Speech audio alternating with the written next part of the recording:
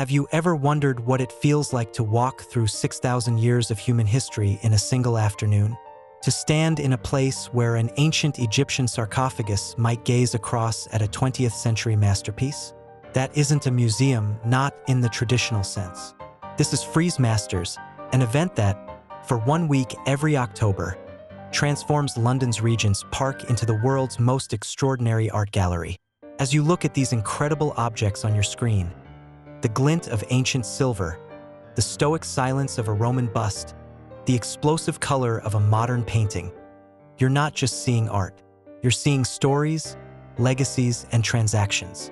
Frieze Masters and its contemporary sister Fair Frieze London create a temporary city of art, drawing in over 60,000 people, from curious onlookers to the world's most powerful collectors. How did this global phenomenon begin? It didn't start with a grand museum or a wealthy dynasty. It started with a magazine. In 1991, two friends, Amanda Sharp and Matthew Slotover, launched Frieze, a magazine dedicated to contemporary art and culture. Their vision was fresh, critical, and cool. They captured the pulse of the art world. 12 years later, in 2003, they decided to bring the magazine to life, creating an art fair that was as much about discovery and dialogue as it was about sales. Frieze London was an instant hit, but Sharp and Slotover noticed a gap. The art world wasn't just about the now. It was a long, continuous conversation. So, in 2012, Frieze Masters was born. Its mission, to showcase art from antiquity right up to the year 2000. It created a unique dialogue where you could see the roots of contemporary ideas in the works of artists who lived centuries, or even millennia, ago. And this happens right here, in the heart of London, inside enormous, custom-built structures that feel both temporary and monumental. It's a place of pilgrimage for the art world. And as we journey through these halls together, we'll uncover not just the beauty of these objects, but the fascinating stories of money, history, and ambition that surround them.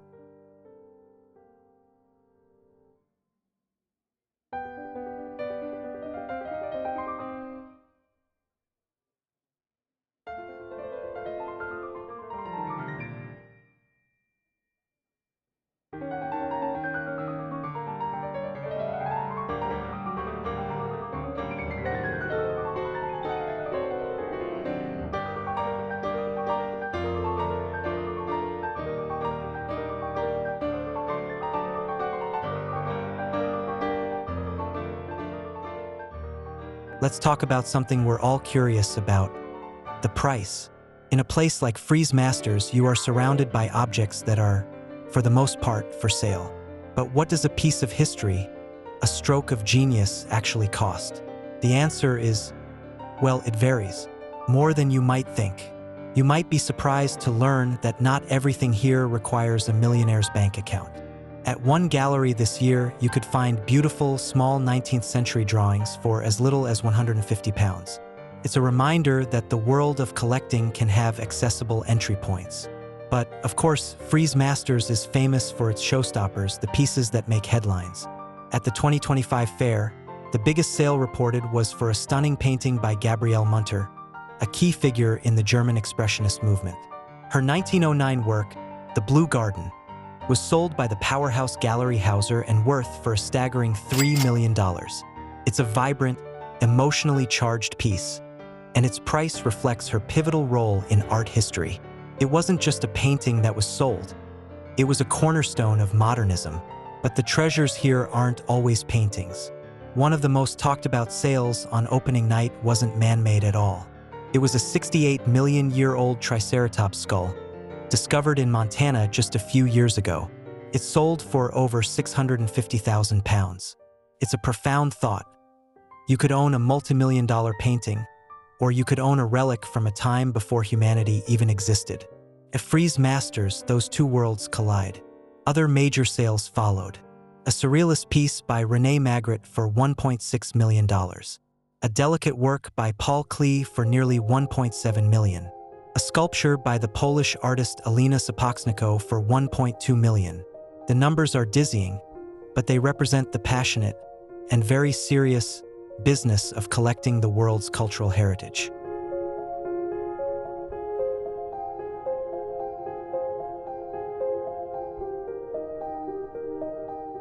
As you look at the diverse pieces in this video, from Hindu deities to Roman weaponry, from gleaming bronze to ancient Egyptian sarcophagi, you are experiencing the very essence of Frieze Masters.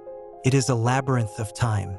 Each booth, curated by a different gallery from cities like New York, Paris, or Milan, is a portal to another world. One moment, you might be looking at a collection of medieval armor, its steel plates still holding the secrets of battles fought long ago. In the next booth, you could be face to face with a vibrant, abstract canvas from the 1960s, pulsing with the energy of a new era. This deliberate mix is what makes the fair so electrifying. It breaks down the walls we usually build between different periods of art history. And what about the great names, the legends? People often ask, was there a Picasso? And the answer is yes, but perhaps not in the way you'd expect. While a monumental Picasso painting might be sold privately for tens of millions, here the focus is on the often where you find his exquisite prints, drawings, or ceramics. These pieces offer a more intimate look at his creativity. And alongside him, you'll find works by his contemporaries, artists like Joan Moreau and Marc Chagall, whose imaginations also shaped the 20th century. But the fair is just as much about discovery. It's about finding an artist you've never heard of, from a country you've never visited, whose work speaks to you across the ages. You might see furniture that once graced a European palace, intricate Indian miniature paintings, or powerful Hungarian avant-garde art. It's a place that champions the forgotten, the overlooked, and the just rediscovered, placing them on the same level as the established masters. This is the magic of Frieze Masters. It's not a lecture or a textbook. It's a living, breathing conversation between objects, cultures, and centuries. It reminds us that the creative impulse, the need to make, to express, and to connect, is a fundamental and timeless part of the human story, from the ancient world to our own.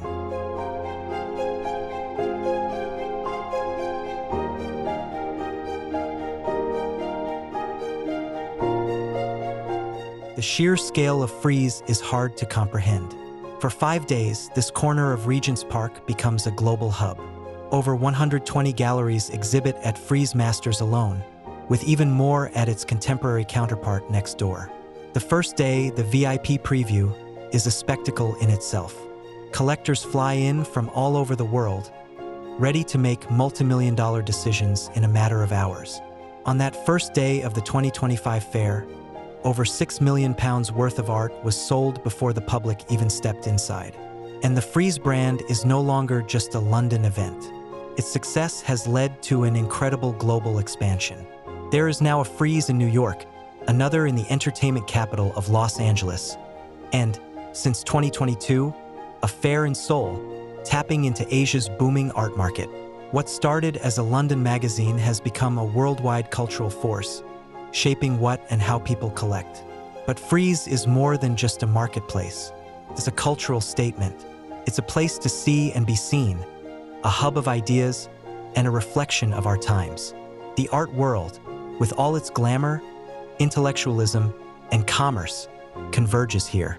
You see artists, curators, students, and billionaires all walking the same aisles, all drawn by the magnetic power of these objects. Even the setting, a temporary structure that appears and disappears each year, adds to the sense of occasion. It's an event, a happening. As our walk through Frieze Masters 2025 comes to an end, we are left with a powerful impression. We've seen art that has survived empires, art that has challenged conventions, and art that has become a symbol of incredible wealth. We've seen that the story of art is a story of human connection, stretching back thousands of years and continuing right into this room at this moment. The images you've seen today are more than just beautiful shots of beautiful things. They are windows into a complex, evolving world. Frieze Masters is where the past meets the present, where we call art history. And for a few days in London, you can hear it all happening at once.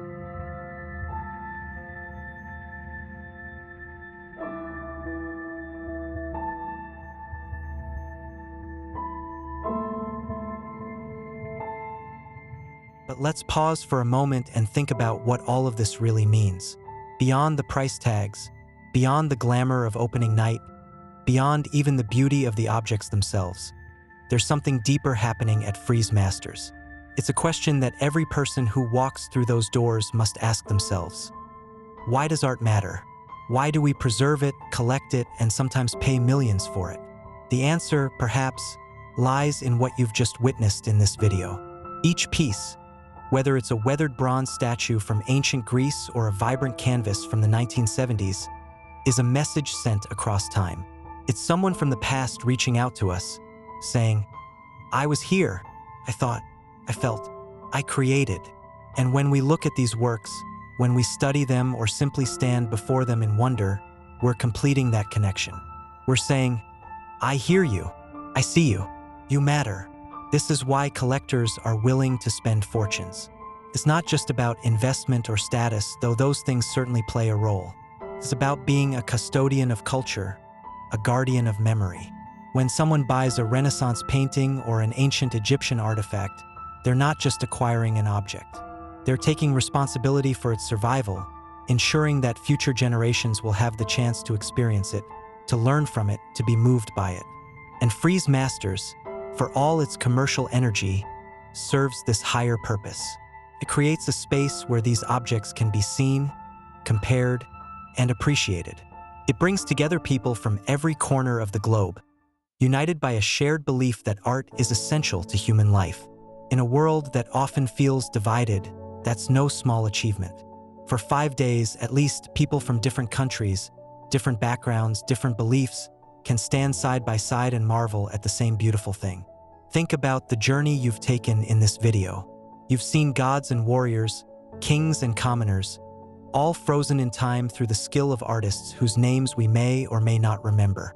You've seen the tools of war transformed into objects of beauty.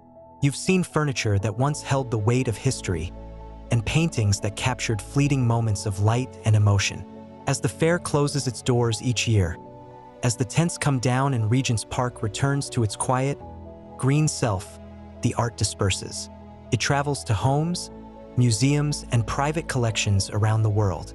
But the conversations it sparked, the connections it made, those linger. And next October, it will all happen again. New works will be unveiled, new records will be set, and new stories will be told. So, as we reach the end of our journey through Frieze Masters 2025, remember this: art is not a luxury. It's not a frivolous indulgence for the wealthy. It is a record of who we are, who we've been, and who we hope to become. It is the evidence of our humanity, preserved in bronze and paint, stone and silver, across thousands of years. Thank you for walking through this extraordinary world with me. Whether you're an art lover, a curious observer, or someone who simply stumbled upon this video, I hope you felt even a fraction of the wonder that these objects inspire. Until next time, keep looking, keep questioning, and keep discovering.